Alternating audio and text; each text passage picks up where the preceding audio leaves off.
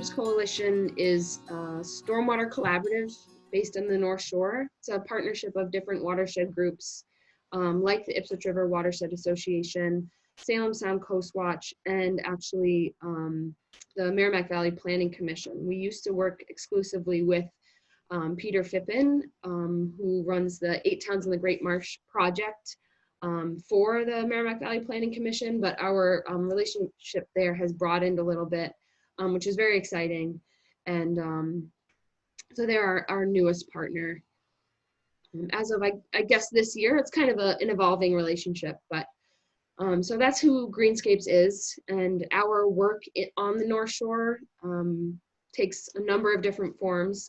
Mostly we're working with doing education and outreach as it relates to an EPA stormwater permit, the MS4 permit, and making sure that residents and community members of all kinds know how to keep their stormwater clean, keep their water plentiful, and yeah, how to promote projects like that in their communities. That outreach takes, as I said, a number of different forms. This is a form of our outreach. This is our Greenscapes 101 presentation, which is offered to all of our member communities, of which there are 24 this year, which is exciting. We had a couple new towns join our cohort last year. So we do workshops for residents, composting workshops, greenscaping workshops, rain garden workshops, really whatever people are specifically looking for. We are happy to collect and share that information. We do a lot of social media, videos, posts, all sorts of things, brochures, rack cards, so hard copy things that go out in mailings and things like that.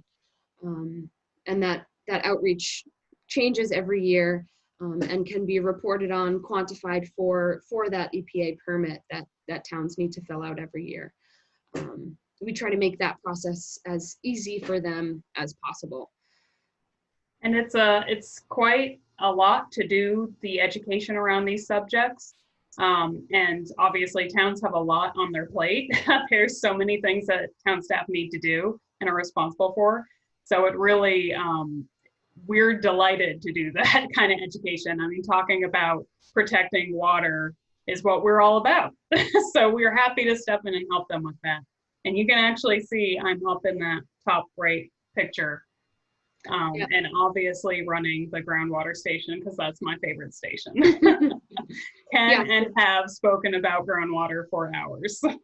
Yeah, I should have mentioned one of the forms of outreach that I personally, and I think Rachel would agree, one thing we're most proud of is that school program where we get to bring all sorts of activities, hands-on engaging activities about stormwater, groundwater, water conservation into a 5th grade classroom and get them thinking about water systems in their community in a different way, a new way, maybe for the first time, which is really great. And then they go home and talk to their brothers, sisters, parents, as we encourage them to talk to anyone who will listen to them about this kind of stuff. So we are trying to get as many touch points with people as we can.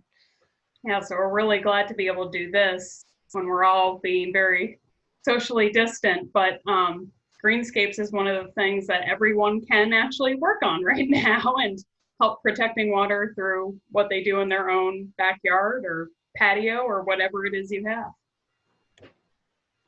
So why is greenscaping important? I'm just going to close our poll here. Looks like most people, I'll share the results with you if I can. Rachel, can you see those results? I can. Cool. So most of you guys are, 50% of you are familiar with Greenscapes. 10% of you have heard of it, but not sure who we were. So hopefully we just cleared that up. And we're most interested in creating gardens that attract wildlife. I love that.